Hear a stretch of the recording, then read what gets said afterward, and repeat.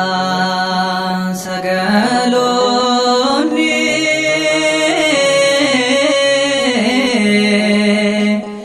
bahaa biiftuu kan dhufanii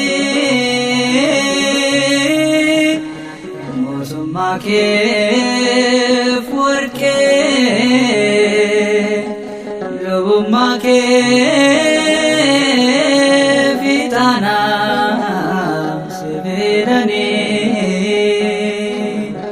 du'a keef kan ta'u du'a keef kan ta'u karbee aarsaa siif godhanii ni dhalate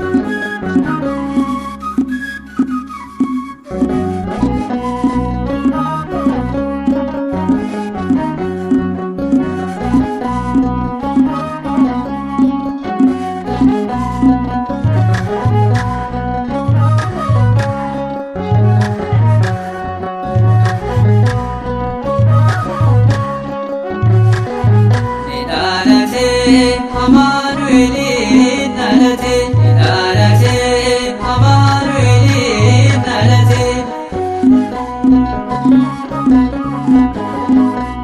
Garbummaatti kufnee diinaan kan qabamne gargaarsa yaamirraa qofaatii saawwine durbeerraa dhalatee ifaan gootamneerraa.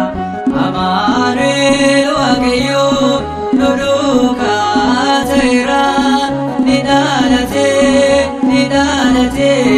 Amaanu'eel ni dhalate Amaanu'eel dhalate ni dhalate Amaanu'eel dhalate.